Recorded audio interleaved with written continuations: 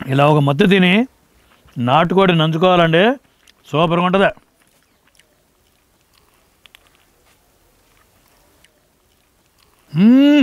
బాబా స్వర్గమే.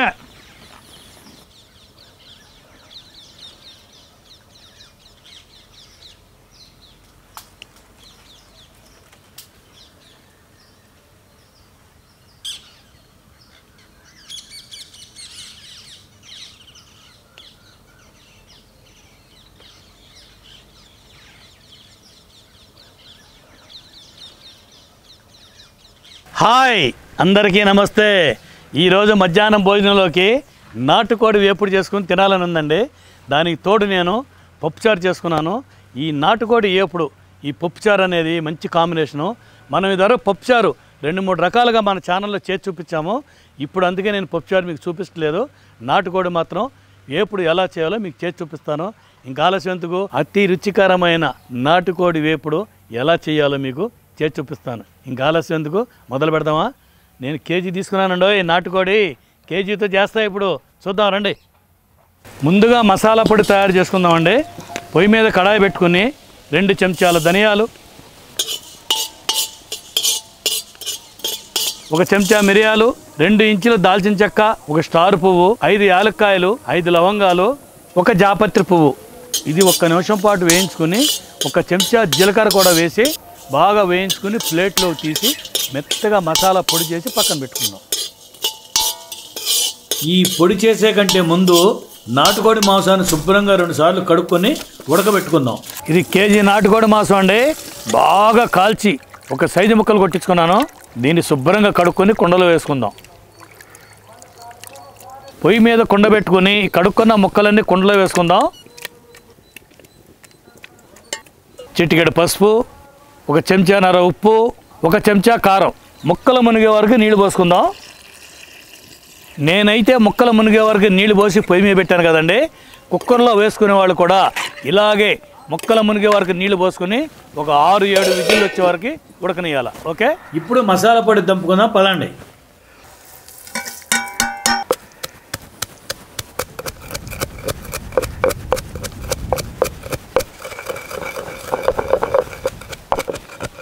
మసాలా పొడి రెడీ అండి. ఇప్పుడు ఒక ప్లేట్లో తీసుకొని పచ్చిమిర్చి, అల్లం వెల్లుల్లి ముద్ద కూడా దంపుకుందాం.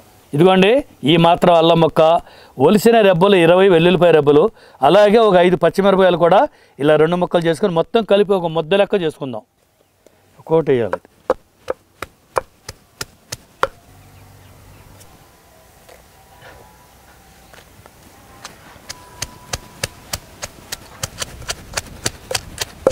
ఈ విధంగా అల్లం వెల్లుల్లి పచ్చిమిర్చి కలిపి కచ్చా పచ్చాగా దంపుకొని ఉండ చేసి పక్కన పెట్టుకుందాం. నాటుకోడి మాంసం ఉడికిందో లేదో చూద్దామండి.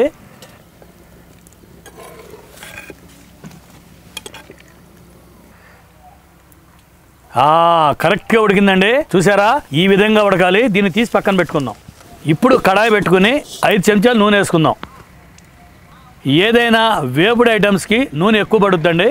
నూనె వేడెక్కిన తర్వాత కోసి పెట్టుకున్న 2 పెద్ద సైజు ఉల్లిపాయ ముక్కలు వేసుకుందాం. ఇవి పూర్తిగా బ్రౌన్ కలర్ రానవసరం లేదండి, కొంచెం కలర్ మారితే చాలు. చూస్తున్నారు కదా, ఈ విధంగా ఉల్లిపాయలు వేగిన తర్వాత 1 గుప్పిడి కరివేపాకు వేసుకుందాం. ఇది ఒక్కసారి ఇలా కలుపుకొని మనం దంపి పెట్టుకున్న పచ్చిమిర్చి, అల్లం వెల్లుల్లి ముద్దను వేసుకుని పచ్చివాసన పోయే వరకు బాగా వేయించుకుందాం.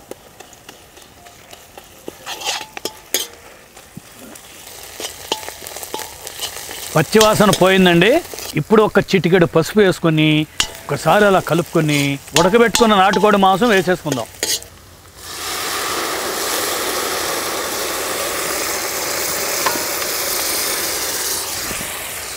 ఈ నీళ్లు మొత్తం ఎగిరిపోయే వరకు హై ఫ్లేమ్లో వేయించుకుంటూనే ఉండాలండి, గుర్తుంచుకోండి.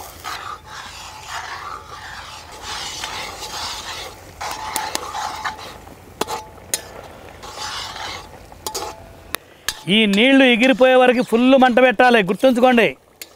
చూసారండి, నీళ్లు మొత్తం ఎగిరిపోయాయి కదా. ఇప్పుడు దంపి పెట్టుకున్న గరం మసాలా వేసుకుని అలా కలుపుకుందాం.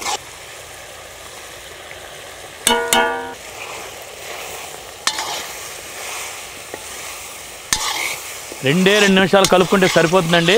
ఇలా కలుపుకున్న తర్వాత కొత్తిమీర వేసేసుకుందాం. ఉప్పు సరిపోయిందో లేదో ఇప్పుడే చూసుకోవాలండి. అంతే, ఫినిష్. ధనాధన్ ఫటాఫట్ నాటుకోడి మాంసం వేపుడు రెడీ. పక్కకు తీసేసుకుని ఇంకా ఆగలేనండి, టేస్ట్ చేద్దాం.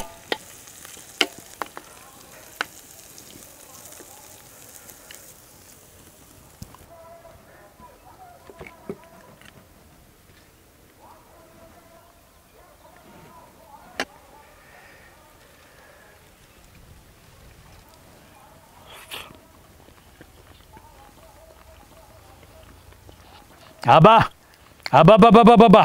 సూపర్ టేస్ట్ అండి, బ్రహ్మాండం కుదిరింది. ఇప్పుడు అన్నంలో కలుపుని తినచూద్దామండి. నాటుకోడి వేపుడా మజాక. ఇప్పుడు దీన్ని అన్నంలో కలుపుకుంటే అసలు మాటల్లో చెప్పలేమండి.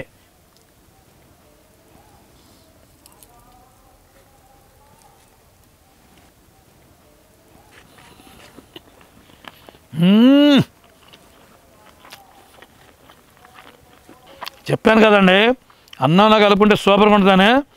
డబల్ మజాక.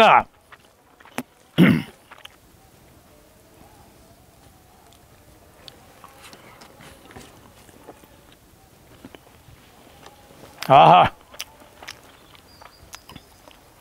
ఈ విధంగా కనుక చేసుకుని ఇలా తింటే జన్మ ధన్యమే.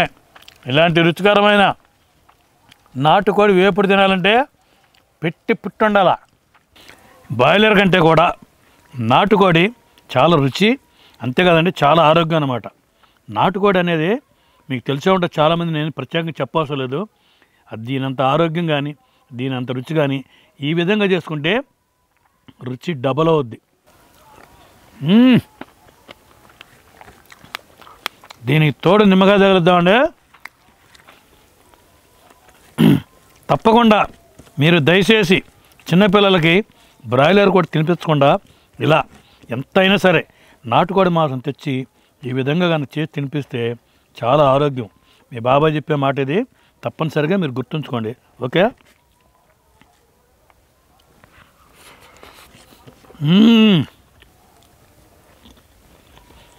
ఇది రుచి అంటే.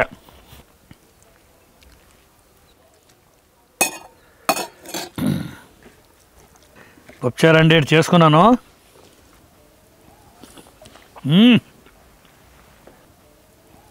కమ్మగా ఉందండి. మన ఛానల్లో ఉందండి, 2-3 రకాలు చేసాము. చూసి తప్పనిసరిగా పప్పుచారు కూడా చేసుకోండి, తినండి. ఇలా ఒక ముద్ద తిని నాటుకోడి నంచుకోవాలండి, సూపర్గా ఉంటుంది.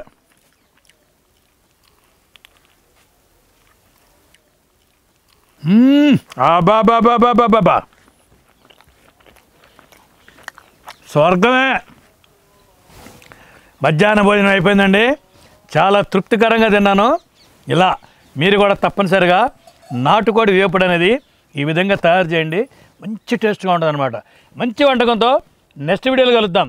Okay, bye.